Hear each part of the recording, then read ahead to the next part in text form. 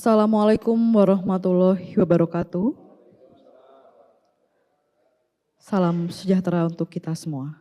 Yang terhormat, pimpinan dan anggota Komisi A DPRD Provinsi Jawa Tengah, yang kami hormati para narasumber, serta hadirin tamu undangan yang berbahagia. Acara Seminar DPRD Provinsi Jawa Tengah menggagas raperda tentang pelayanan publik dimulai. Bapak Ibu hadirin yang kami hormati, acara selanjutnya yaitu sambutan pimpinan DPRD Provinsi Jawa Tengah yang akan disampaikan oleh Ketua Komisi A DPRD Provinsi Jawa Tengah. Kepada yang terhormat Bapak Imam Teguh SEAKT, disilakan. Assalamualaikum warahmatullahi wabarakatuh. Salam sejahtera bagi kita semuanya. Yang kami hormati anggota Komisi A DPRD Provinsi Jawa Tengah. Yang kami hormati perwakilan Kementerian Pan-RB Republik Indonesia, Kepala Biro Organisasi Setda Provinsi Jawa Tengah, para bupati dan wali kota se-Jawa Tengah atau yang mewakili, para kepala OPD Provinsi Jawa Tengah yang hadir, juga serta seluruh undangan yang berbahagia semuanya.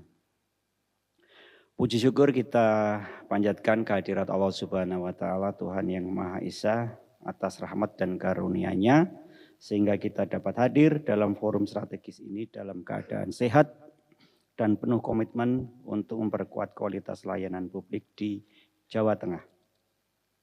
Hadirin yang kami hormati, pelayanan publik merupakan presentasi paling nyata dari kehadiran negara di tengah masyarakat. Oleh karena itu, kualitas pelayanan publik tidak hanya mencerminkan kinerja birokrasi, tetapi juga menjadi ukuran kepercayaan masyarakat terhadap pemerintahan. DPRD Provinsi Jawa Tengah dalam menjalankan fungsi legislasi, penganggaran, dan pengawasan secara konsisten menempatkan peningkatan pelayanan publik sebagai prioritas kebijakan. Dalam beberapa waktu terakhir, DPRD bersama pemerintah provinsi telah mendorong berbagai langkah strategis, di antaranya penguatan fungsi pengawasan terhadap kinerja perangkat daerah, dukungan penganggaran yang lebih terarah pada peningkatan kualitas layanan, serta percepatan pembahasan regulasi yang berkaitan dengan tata kelola pelayanan publik. Langkah-langkah tersebut merupakan bagian dari komitmen kami untuk memastikan bahwa pelayanan publik tidak berhenti pada tataran wacana, tetapi benar-benar dirasakan manfaatnya oleh masyarakat.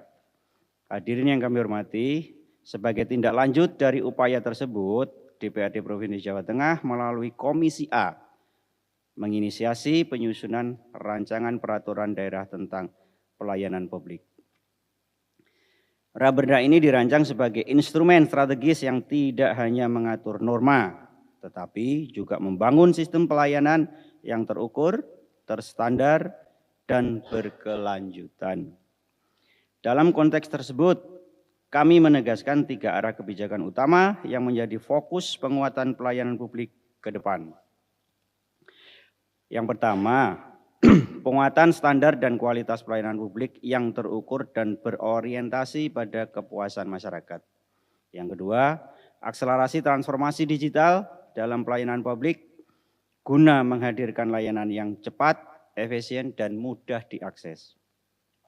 Ketiga, penguatan transparansi, akuntabel, dan responsivitas pelayanan publik sehingga setiap proses pelayanan dapat dipertanggungjawabkan dan dipercaya oleh masyarakat.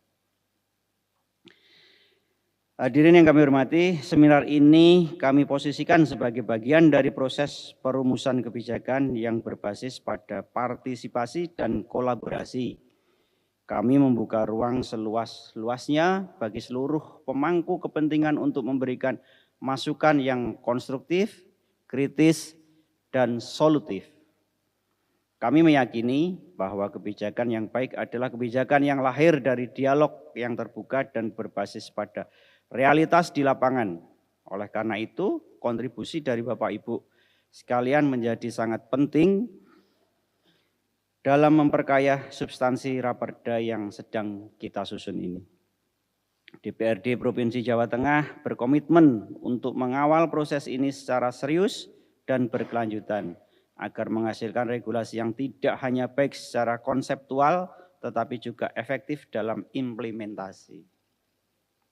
Pada akhirnya, pelayanan publik yang berkualitas bukan hanya tentang sistem yang baik, tetapi juga tentang komitmen bersama untuk melayani dengan integritas, profesionalitas, dan rasa tanggung jawab. Akhir kata, kami mengucapkan terima kasih yang sebesar-besarnya dan aspirasi kepada seluruh pihak yang telah berkontribusi dalam penyelenggaraan kegiatan ini. Sebagai penutup, ada pantun ini dari Pak Ketua, ya, harus saya bacakan juga. Saya mohon cakepnya ini, karena ini di video ya. Nah, jadi nanti saya sampaikan ke Pak Ketua. Pantun dari Pak Ketua ini, pergi ke Semarang melihat Lawang Sewu, singgah sebentar membeli lumpia. Kalau pelayanan publik semakin maju, masyarakat puas, kita semua bahagia.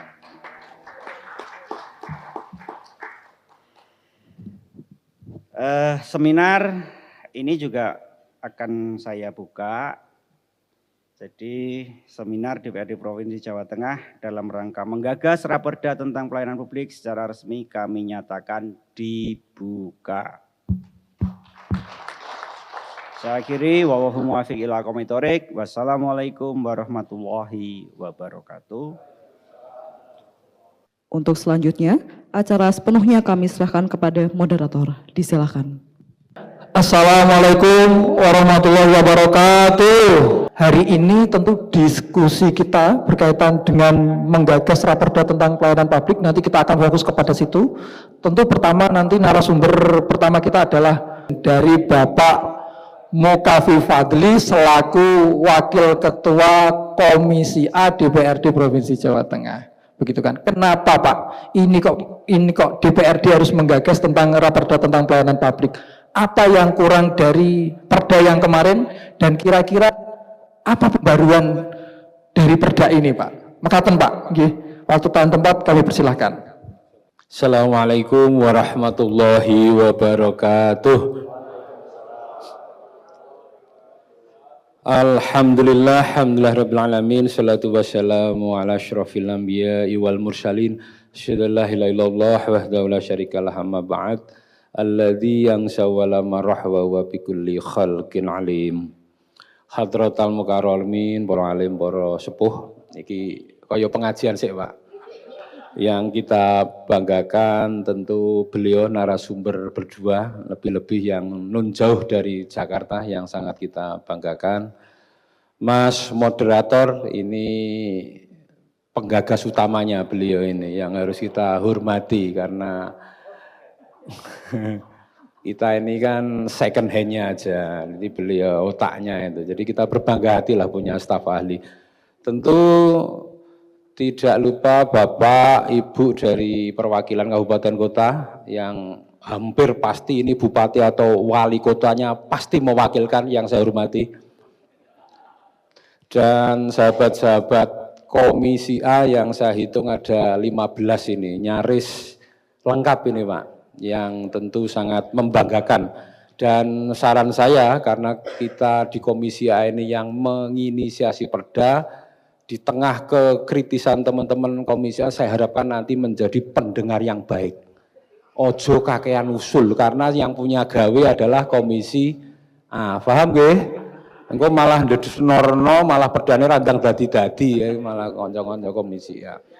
Bapak Ibu yang saya hormati, pertama marilah kita panjatkan puja puji syukur kehadirat Allah Subhanahu wa taala yang telah melimpahkan rahmat, taufik, hidayah serta maunahnya pada kita semua sehingga kita bisa berkumpul dalam suasana yang sangat berbahagia hari ini. Kita bercerita tentang awal mula, asbabun nuzul kata ulama kita mengatakan. Kenapa kita penting sekali membuat perda tentang pelayanan publik ini? Lebih karena stigma bahwa panjenengan semua yang di PNS itu selalu ukuran keberhasilan tidaknya adalah bagaimana melayani masyarakat. Maka yang namanya diskusi, kekompakan kita nanti menjadi sangat penting.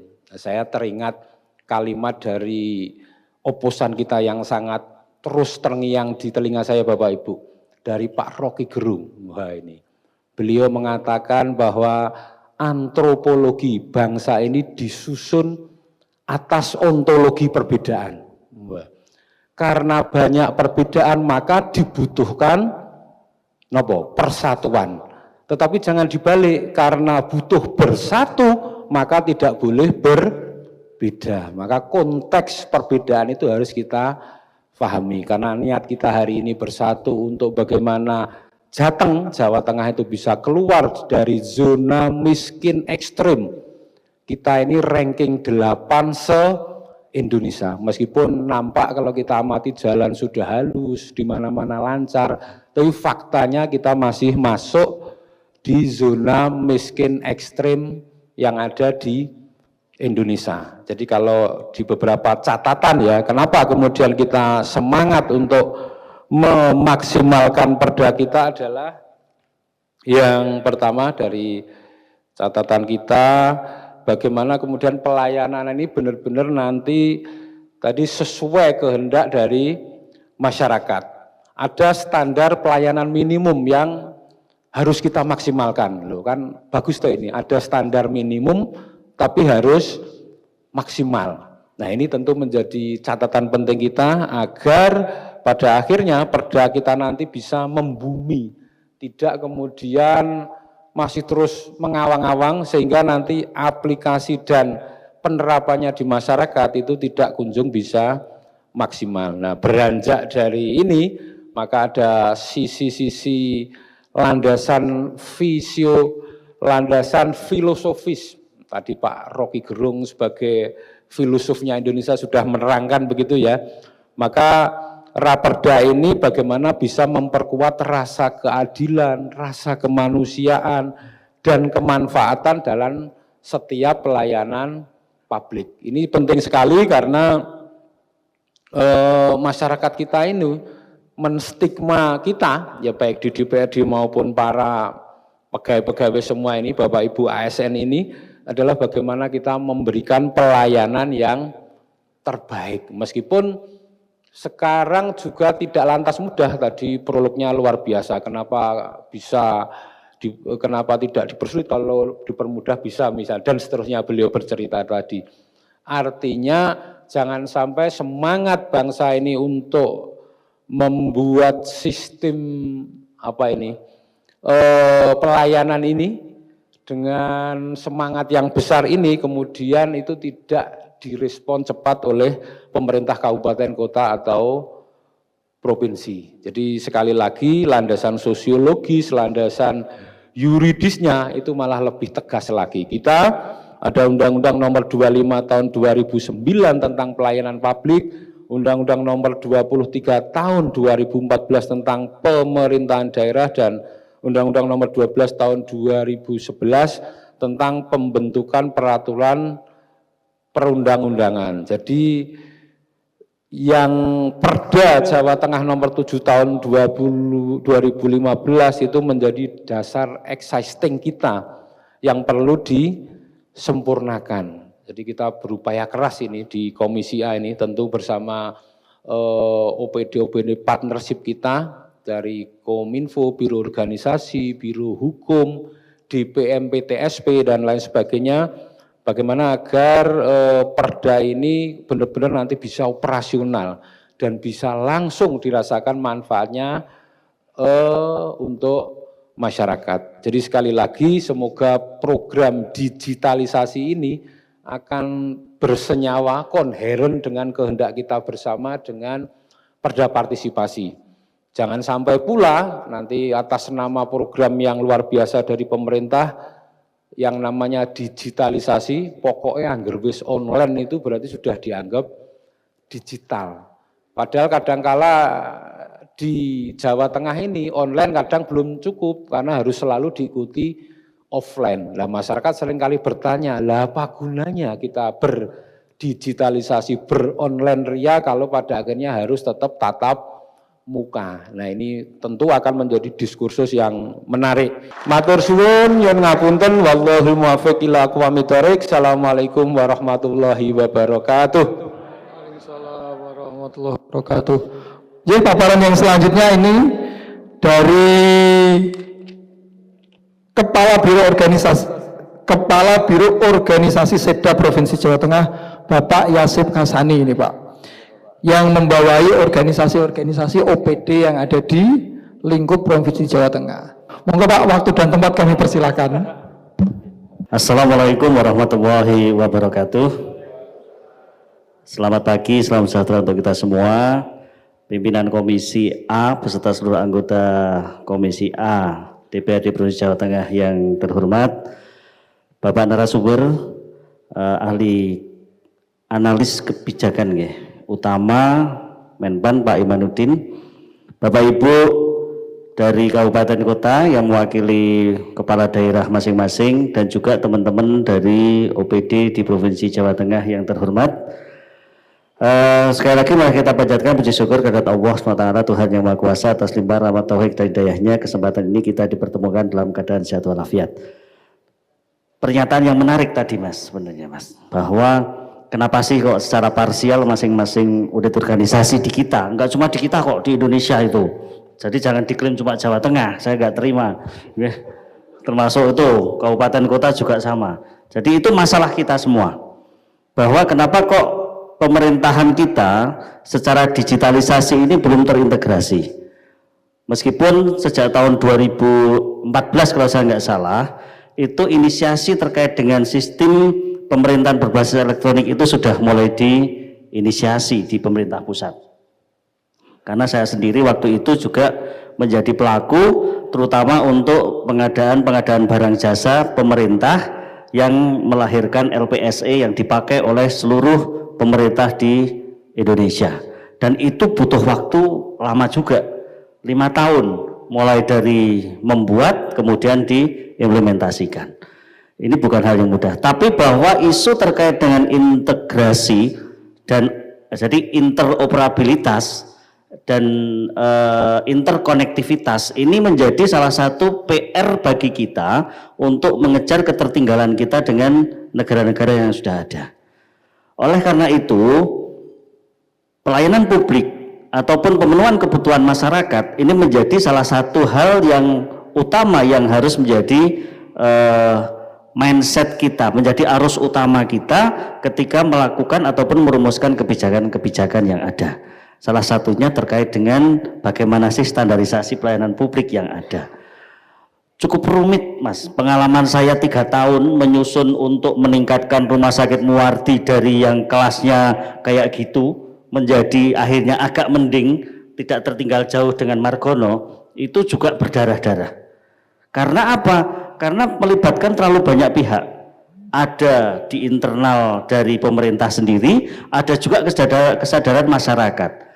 Lawang mung paling disuruh daftar dari rumah aja susah. Jadi pada saat pertama kali datang dulu sebelum COVID, jadi COVID itu sebenarnya menyelamatkan kita untuk membuat masyarakat itu jadi melek terkait dengan teknologi. Dulu untuk daftar pelayanan rumah sakit itu datang sebelum subuh jam 3, itu sudah datang untuk ngambil nomor antrian. Dengan adanya COVID, mereka bisa mendaftar melalui anjungan yang ada maupun melalui aplikasi, sehingga berkembang aplikasinya dapat diperkirakan jam berapa mereka nanti bisa datang ke ke rumah sakit untuk mendapatkan pelayanan. Wis di koyo ngono yo tetep wae saya antrine berjubel.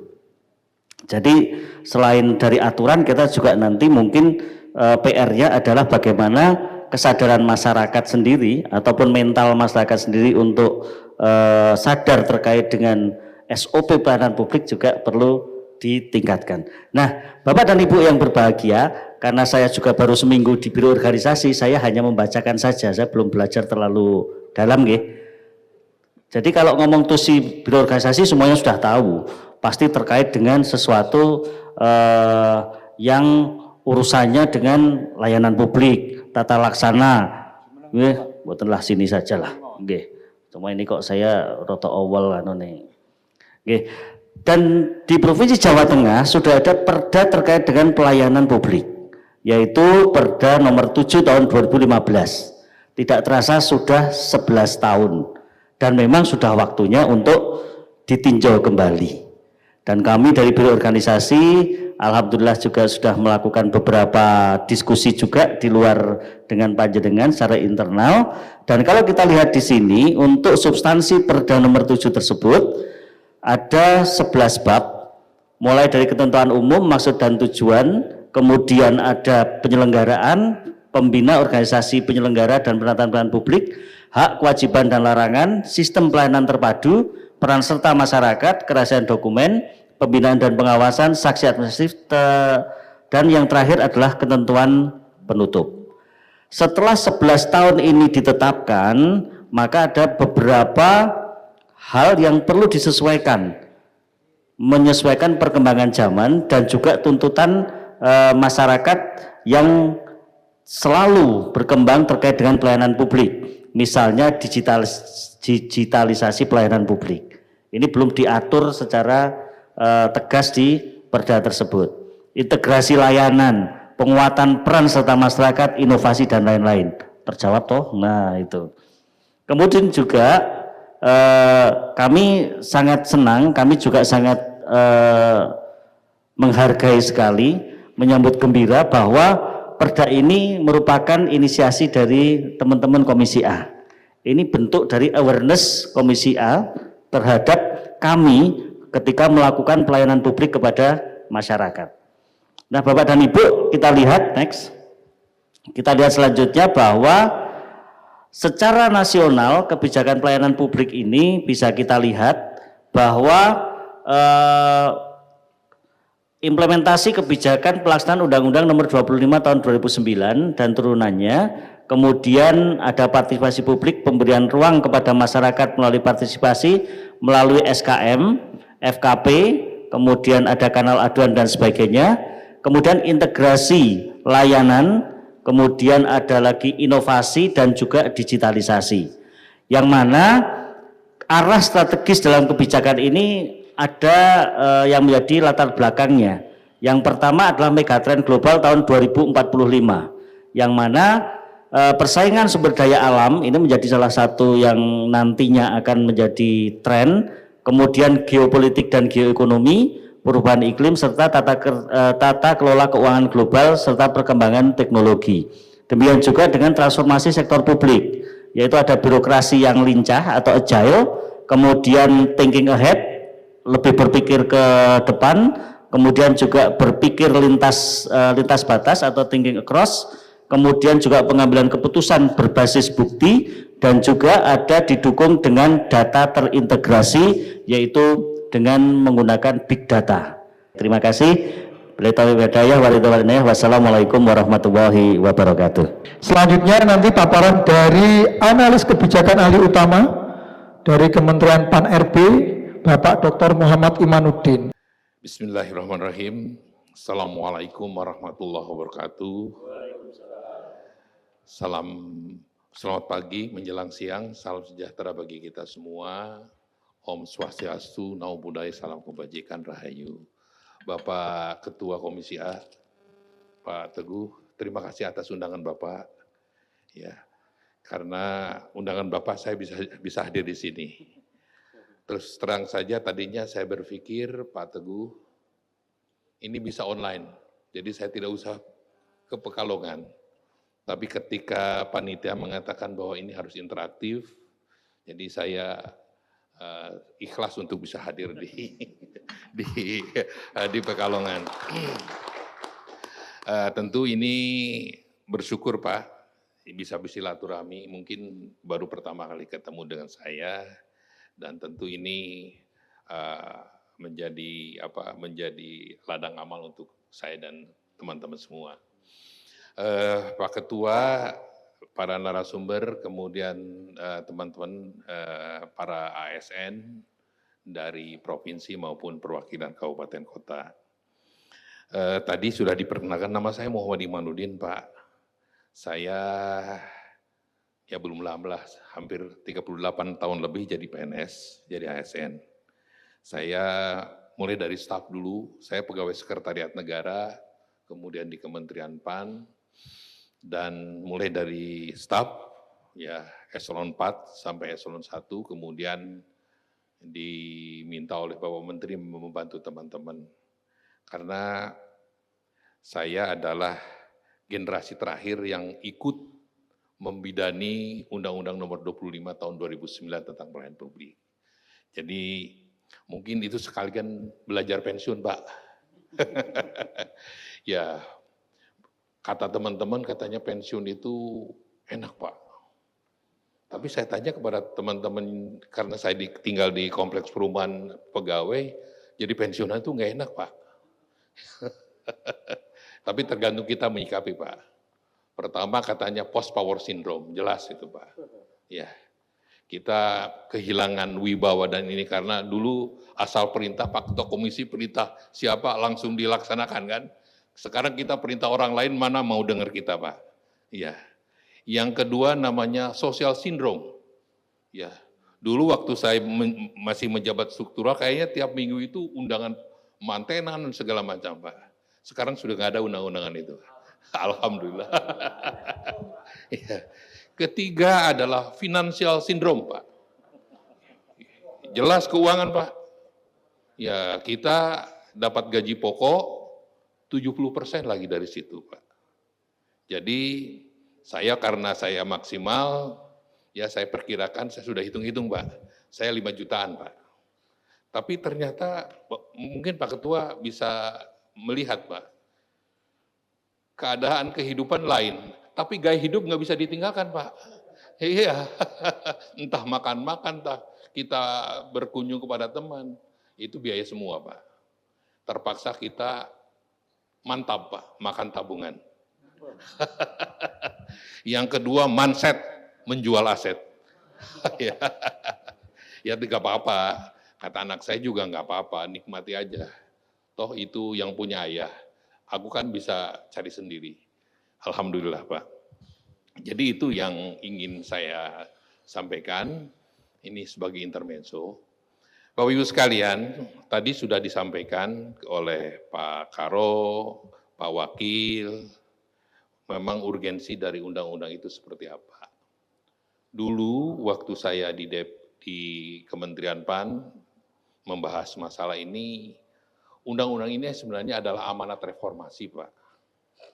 Jadi amanat reformasi ketika Pak Habibie menjadi presiden dan beliau itu menjadi presiden dalam waktu singkat, ya Pak Sofyan Effendi, kepala BKN dulu, asisten di Sekretariat Negara, mengatakan sama saya, waktu Pak Habibie itu singkat, Pak.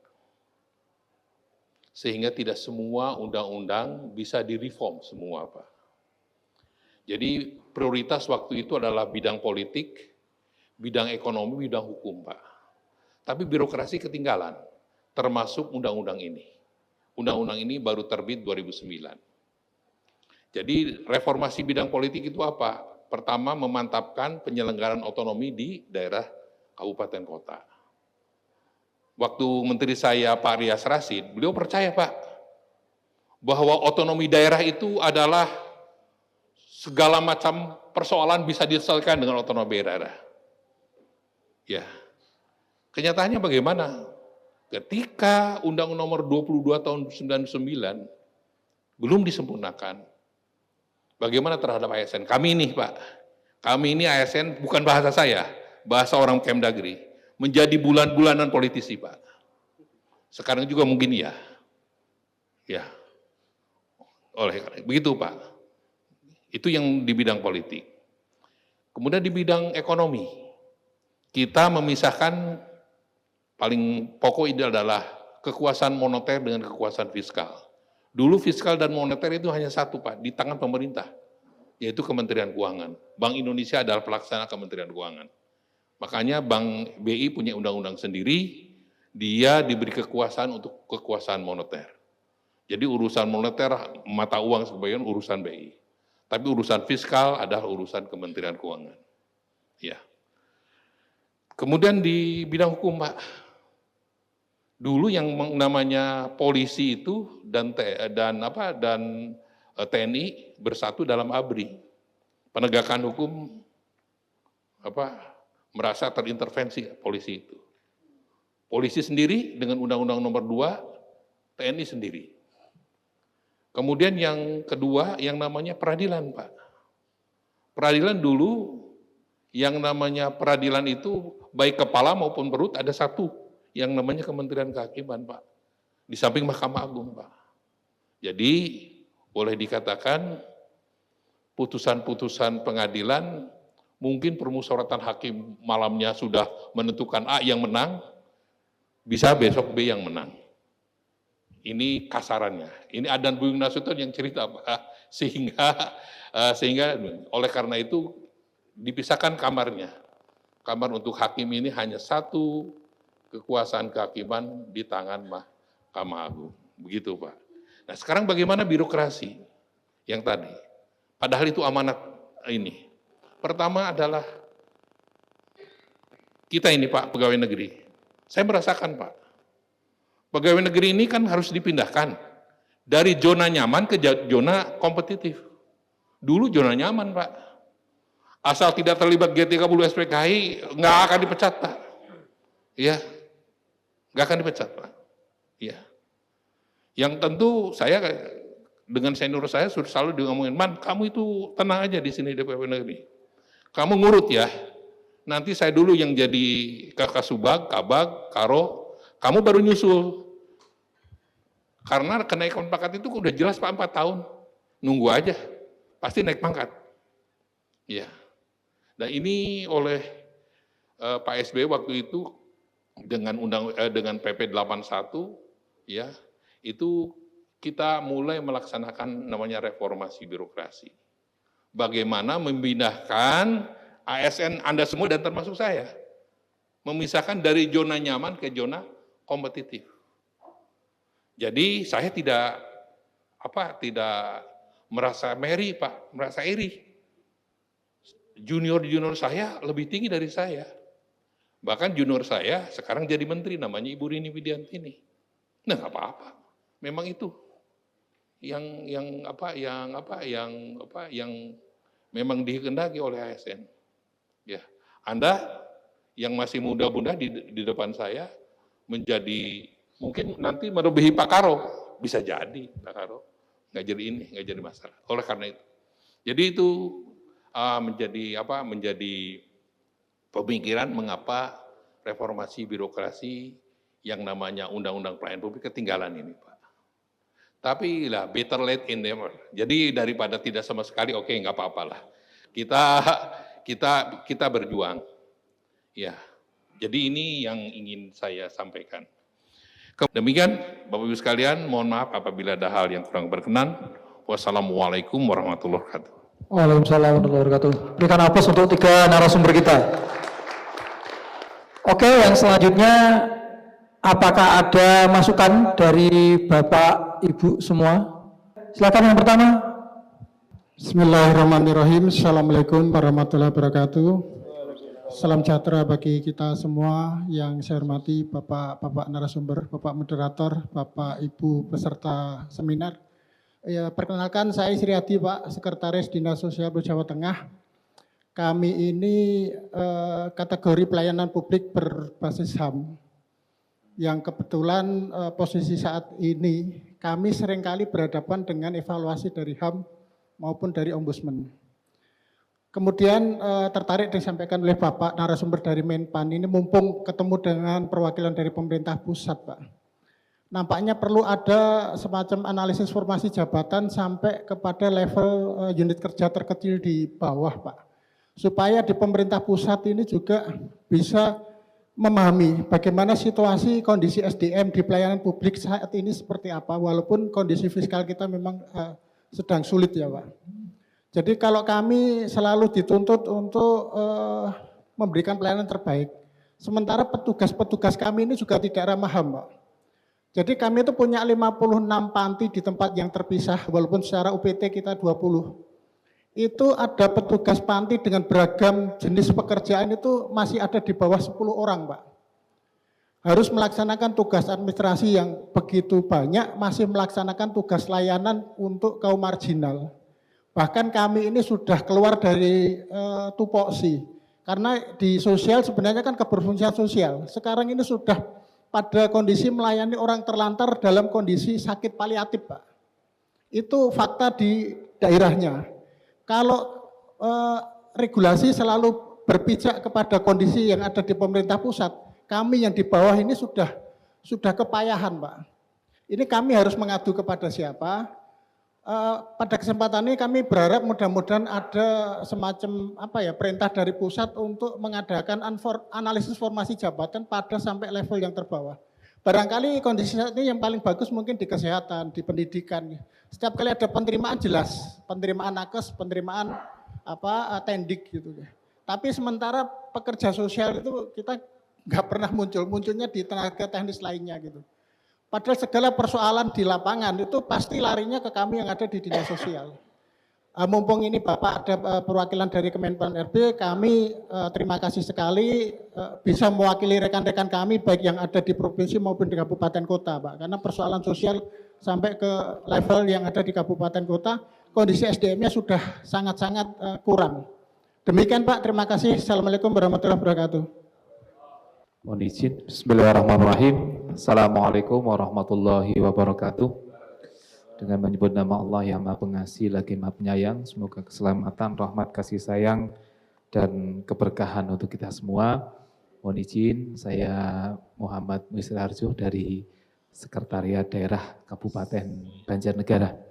Tadi yang saya cermati dari pimpinan Komisi A yang melatar belakangi, salah satunya adalah bagaimana permasalahan krusialnya ini pemenuhan standar pelayanan minimal yang belum optimal.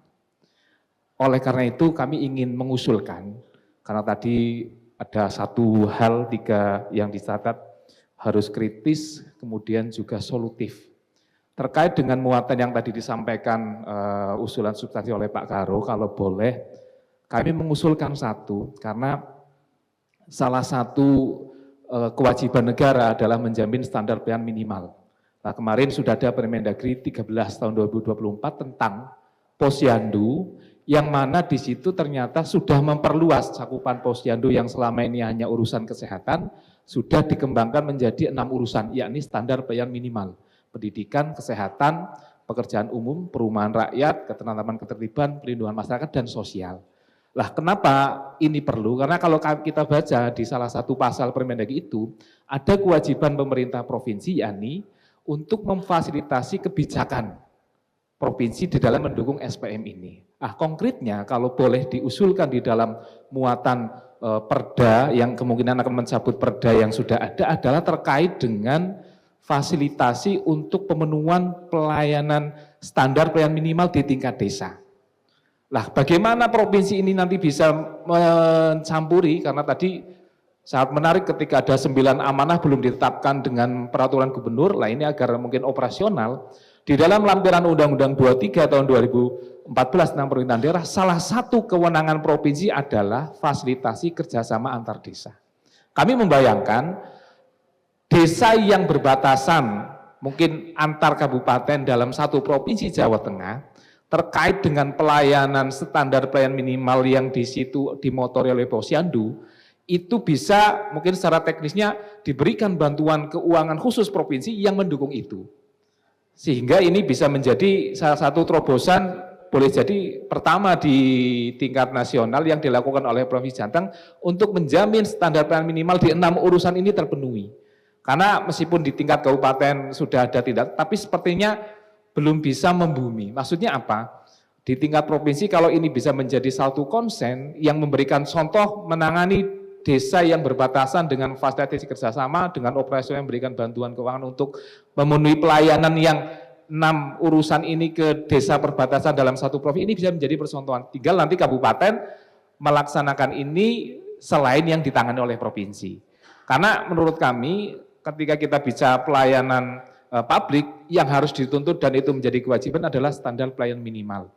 Yang itu 6 urusan ini saya kira dengan kewenangan yang sudah diatur oleh Undang-Undang Pemerintahan Daerah dan juga tadi di dalam Permendagri tentang Posyandu memungkinkan itu, pemerintah provinsi punya kewajiban untuk memberikan kebijakan, dukungan, dan perda ini kalau boleh usul masukan salah satu unsur adalah bagaimana standar pelayanan minimal yang ada di tingkat desa melalui Posyandu tidak masuk. Saya kira ini menjadi salah satu terobosan yang saya kira bisa menjadi percontohan tidak hanya di tingkat provinsi kepada kabupaten kota, tapi juga mungkin di yang lain. Saya kira itu Bapak, terima kasih. Mohon maaf, sekali lagi terima kasih. Semoga apa nanti yang menjadi kebaikan dari perda ini menjadi pahala jarah bagi kita semua. Billahi taufiq hidayah. Assalamualaikum warahmatullahi wabarakatuh. Assalamualaikum warahmatullahi wabarakatuh. Oke, yang terakhir.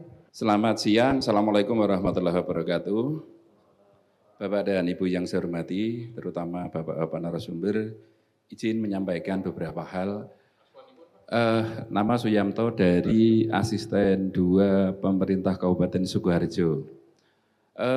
Karena ini fokusnya adalah Raperda tentang pelayanan publik Provinsi Jawa Tengah, tadi beberapa hal sudah disampaikan dari Pak Imanuddin kaitannya dengan SPBE dari Pak Kepala Biro juga sama, dan PemDigi, Pemerintahan Digital.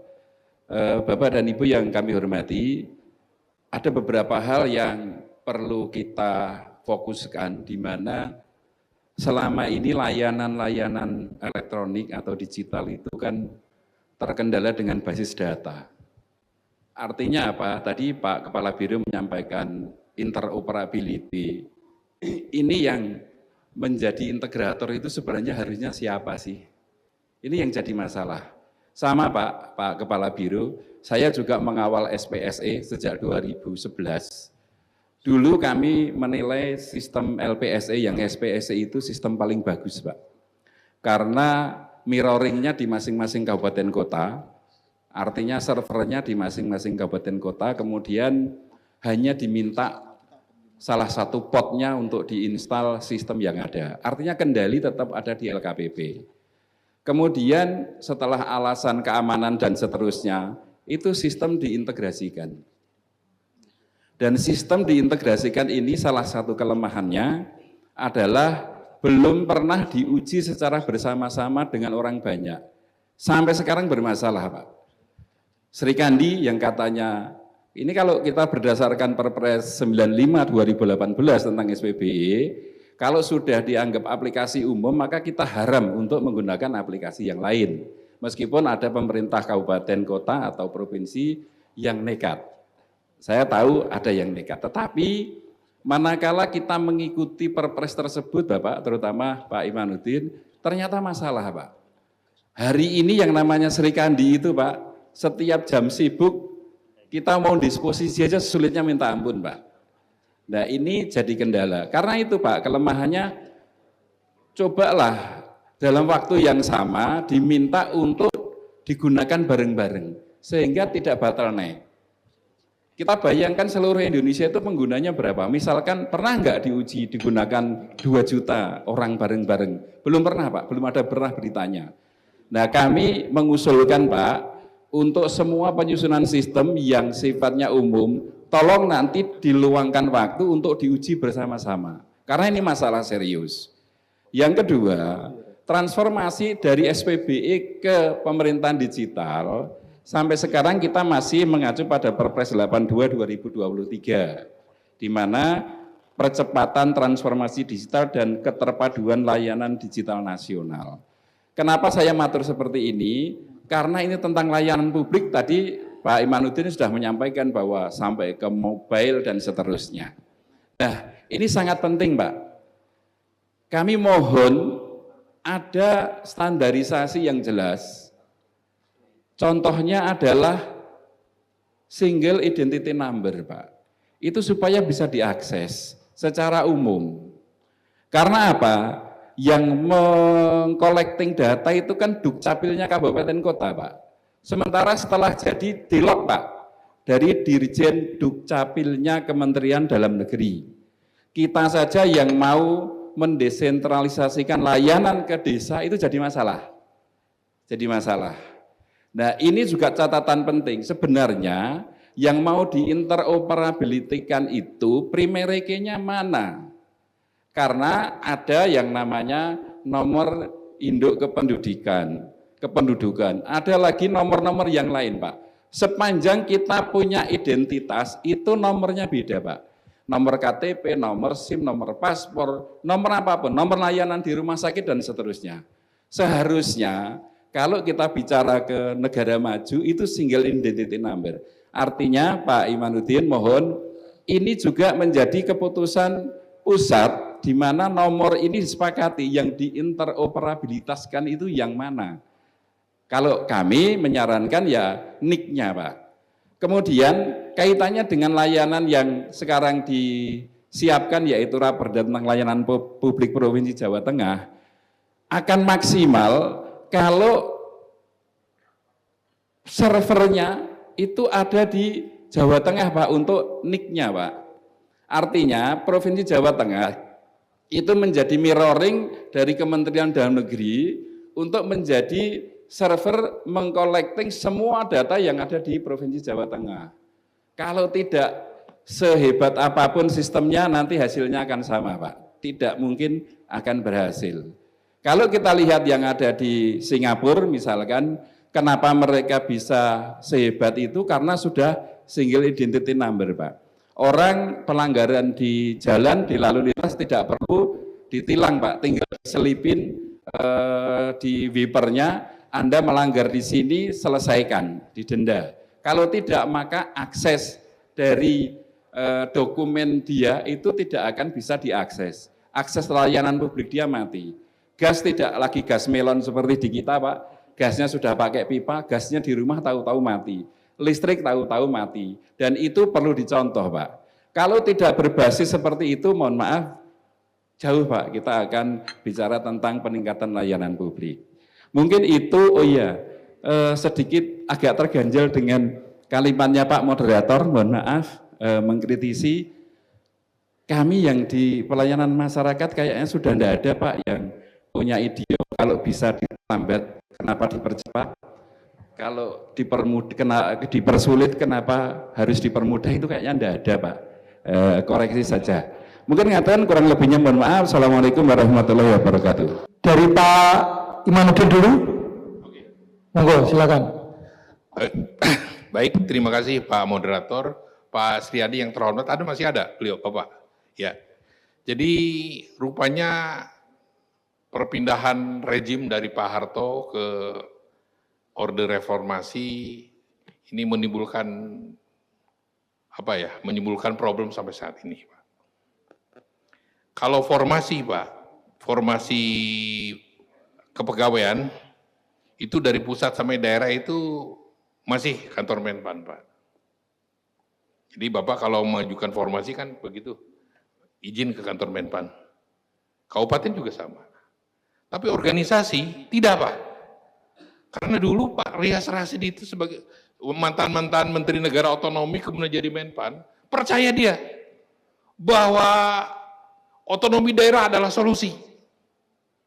Jadi Menpan ini hanya mengawasi organisasi pusat saja. Organisasi daerah bertahap. Pak, kalau organisasi untuk kabupaten kota, kalau dia itu buat perda organisasi, pasti ke Bapak lapornya. Ya, yang provinsi baru ke Kemdagri. Ini memang kesulitan, Pak. Ketika Bapak mengajukan formasi untuk namanya yang tadi Pak Sri sebut ini adalah namanya peta jabatan, ya dibuat ketika itu. Kadang-kadang asal aja dibuatnya, Pak. Sesuai dengan kebutuhan kepala daerah. Karena yang ingin masuk adalah orang-orang ini. Akhirnya apa? Kita kemajuan sarjana hukum, sarjana administrasi negara, padahal ahli-ahli digital diperlukan. Begitu, Pak.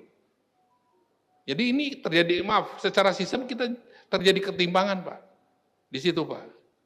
Sehingga kita tidak bisa memonitor peta jabatan apa. Apalagi sekarang pembentukan kecamatan. Dulu dengan PP, Pak, gagah banget. Kecamatan dianggap sebagai OPD, ya terserah bupatinya, terserah wali kotanya buat. Bagaimana ini yang namanya DSPP-nya? Tidak dipikirkan, Pak. Ini kritik untuk kita semua. Bukan hanya di bapak-bapak, di Menpan juga sama ini. Menjadi kelemahan, kita sendiri tidak bisa memonitor satu sama lain. Padahal harus ada persetujuan dari Menpan. Menpan sendiri tidak bisa baca. Tidak bisa baca. Bisa baca ketika Pak Karo ngasih informasi. Ya, ngasih informasi. Dan itu satu-satunya data yang dipercayai. Ini sebagai kritik untuk kita semua ini. Untuk kita semua. Nah ini saya berbicara dengan deputinya, ini kita harus bagaimana cara membenahi ini Pak. Termasuk yang Bapak sebutkan tadi. Karena kebutuhan-kebutuhan di lapangan untuk pelayanan, ya pasti harus ada orangnya Pak. Termasuk juga, maaf ini, BKKBN Pak. BKKBN itu tangannya cuma provinsi Pak. Jawa Tengah itu hanya perwakilan BKKBN di Semarang. Kabupaten kota, KB itu tidak ada dinasnya Pak. Ada dinasnya tapi dicampur aduk Pak. Dinas Pemuda, Pemberdayaan Perempuan dan Keluarga Berencana. Enggak diperhatikan. Padahal dulu faktor sukses berencana itu adalah ada PLKB-nya di kecamatan, ada PPLKB-nya di desa, ada kadernya untuk menjamin sukses itu. Kita berputus itu. Salah satunya itu aja Pak. Jadi ini untuk kritik kita semua. Dan ini terima kasih atas masukannya Pak Sriadi. Ya nanti bukan kapan-kapan ya saya akan ketemu dengan ini bahwa ada masukan dari Jawa Tengah seperti ini. Tapi mungkin masukan Bapak itu bukan Bapak saja. Banyak dinas-dinas lain, UPT lain, UPTD yang memang bernasib seperti unit Bapak. Saya kira demikian. Mungkin ditambah boleh satu Pak Suyanto. Pak Suyanto saya bersependapat dengan Bapak. Saya dulu sombong banget Pak dengan Kepres 95 2018. Kalau ada yang membuat aplikasi selain yang sudah ada aplikasi umumnya, kita laporkan ke BPK sebagai temuan. Mengapa sebagai temuan? Karena itu adalah sebuah indikasi inefisiensi, pemborosan. Karena aplikasi terlalu banyak Pak dibuat. Tapi karena kita lemah juga di daerah Sirkani seperti Bapak sebutkan tadi. Yang dia keluar saya lapor juga seperti itu juga. Lemot, kadang-kadang putus, mati dan sebagainya. Yang orangnya juga kan ingin segera. Akhirnya apa? Tidak tegas kita akhirnya. Ya. Jadi apa yang menjadi masukan Bapak menurut saya sangat baik Pak itu Pak. Terima kasih Pak. Ya. Selanjutnya dari Pak Karo, monggo Pak Yasib. Atur nuwun.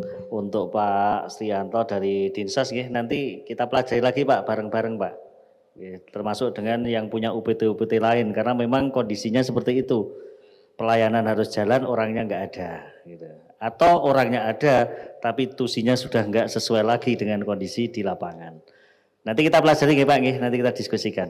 Yang kedua Mas Muiz, makasih masukannya. Memang Posyandu ini menjadi salah satu ujung tombak pelayanan baru untuk terkait dengan SPM.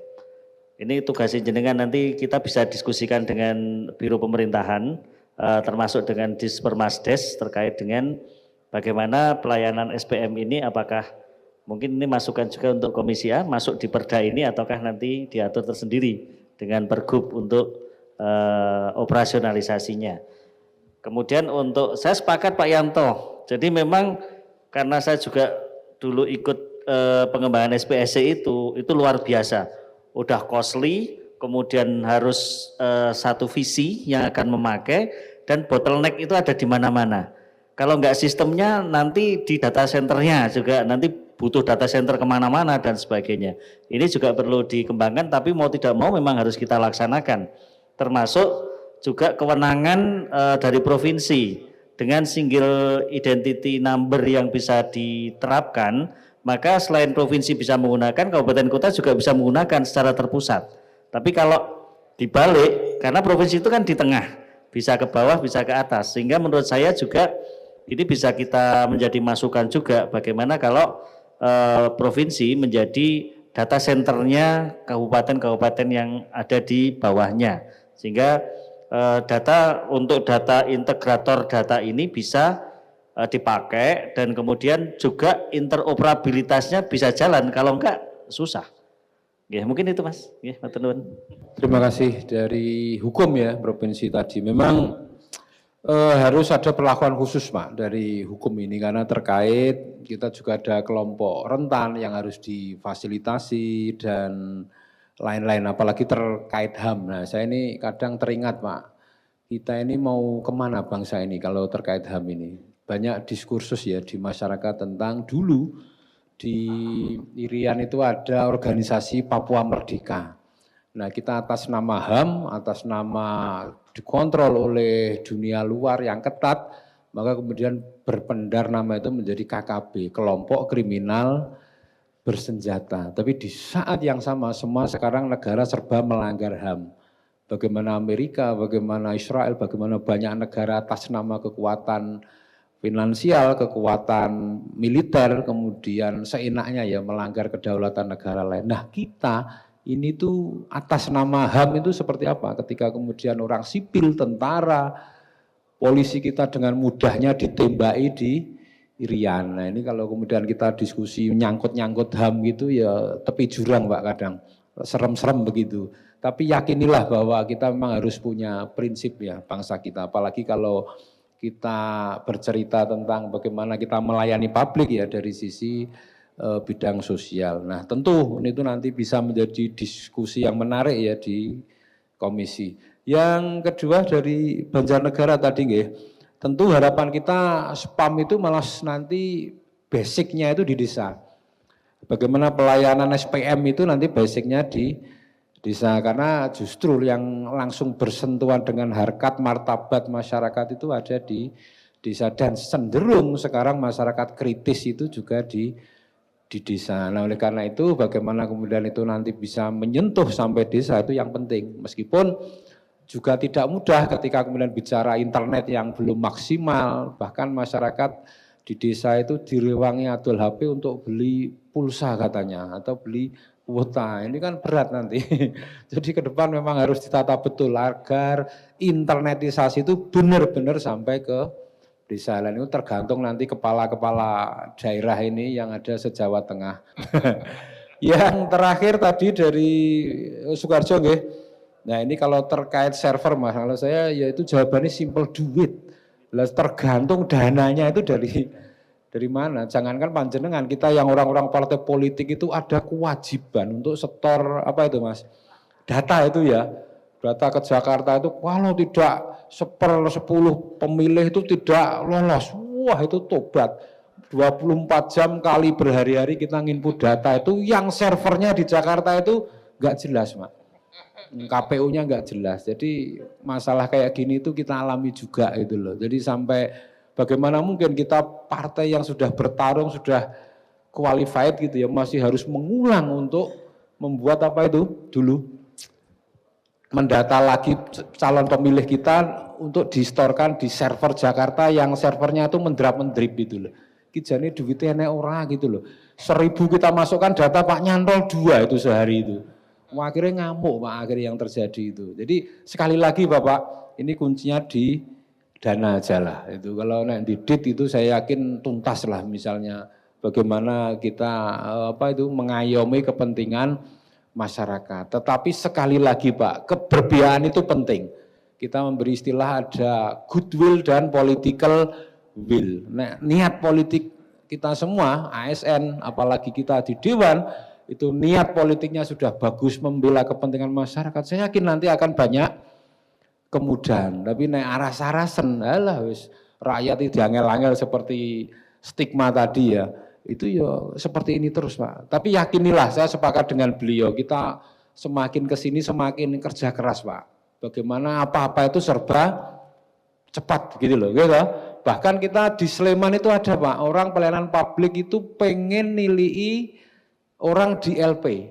Itu nggak usah ke LP Pak, cukup di mall pelayanan, tahu-tahu dapat surat hitungan menit ke LP itu sudah lancar tanpa harus diperiksa digerayangi ngoten niku. Nah, itu diskusi kita hari ini. Saya kira itu, terima kasih. Wassalamualaikum warahmatullahi wabarakatuh. Bapak Ibu hadirin yang kami hormati, dengan demikian rangkaian acara seminar DPRD Provinsi Jawa Tengah menggagas raperda tentang pelayanan publik pada hari ini telah selesai. Selamat siang, wassalamualaikum warahmatullahi wabarakatuh.